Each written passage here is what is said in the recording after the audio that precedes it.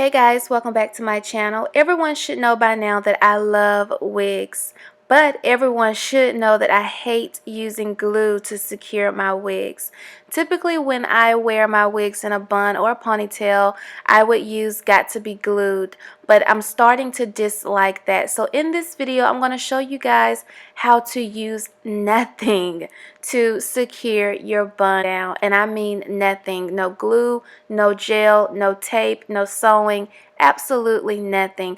Also guys, keep in mind that when you are using glue or gel to secure your units down, especially when it comes to doing like styles like ponytails or buns, you are damaging your hairline. So yeah, I want to show you guys that you can wear your lace frontal wigs in a bun or a ponytail without damaging your hairline, without using glue or gel.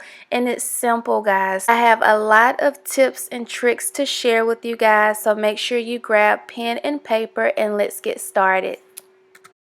The wig that I'm using in today's video is from OmgQueen. This is their 130 density 360 lace frontal wig. The texture of this wig is kinky straight. Given that this is a 360 lace frontal wig, you're going to get lace all around this wig.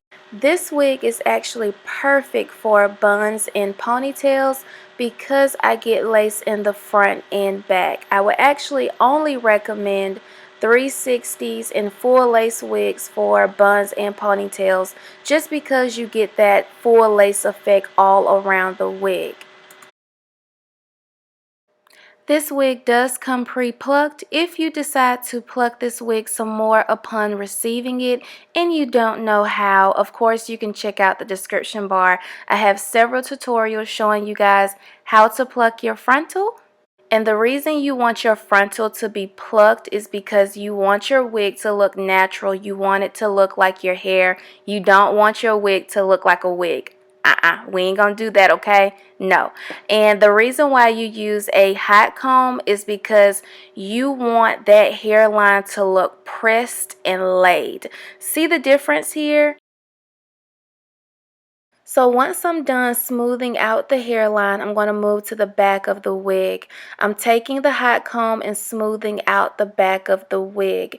It doesn't look like I'm going to have to do any type of plucking to the back of the wig. I did not do any type of bleaching or tinting the lace either to the back of this wig, which I don't think is necessary, but we shall see later in this video. I do want to mention that if you decide to wear this wig in a different style, you do get 3 to 4 inches of parting space depending on where I part the wig, which is kind of a bummer. I do wish that I could get more parting space on this wig. So I'm going to go ahead and put this wig in a ponytail, and then I'm going to cut the lace off camera.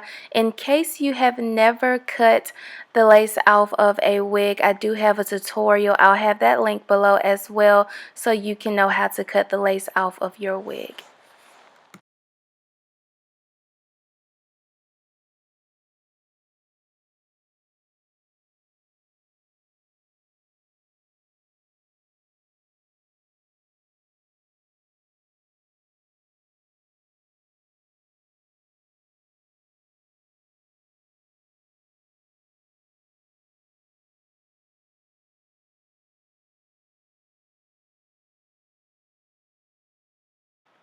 Now it's time to actually put the wig on. This wig actually comes with an elastic band. This elastic band is also adjustable. If you don't want to use the elastic band, you can also sew your own elastic band on, which I also have a video on, which I'll have below in the description bar.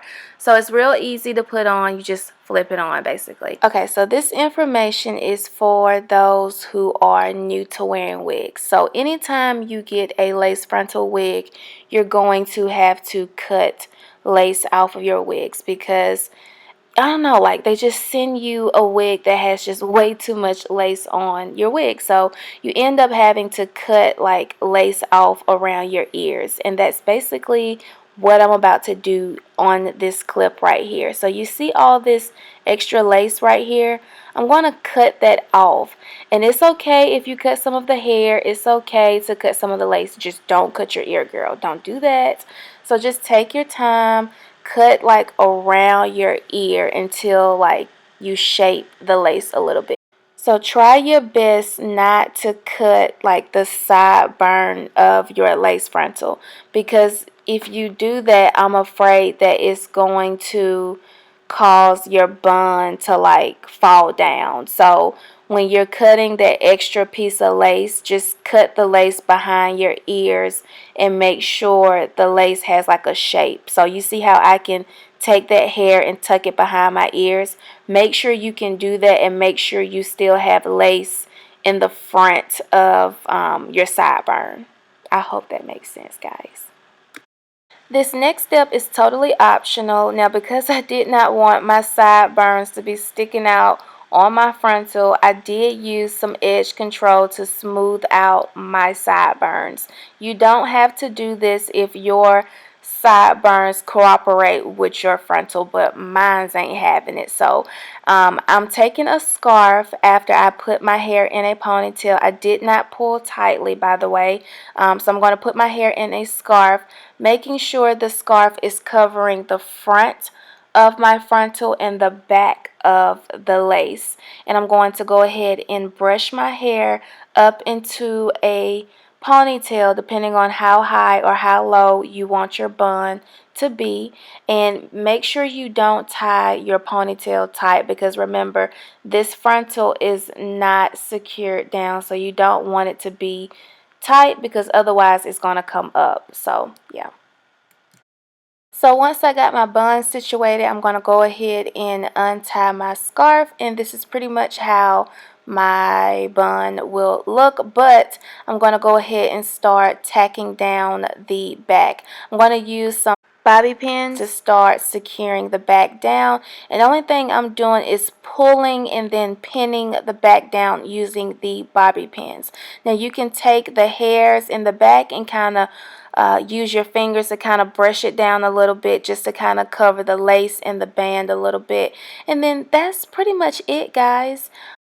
By the way, guys, if you like this video and you want more videos like this, definitely thumbs up this video.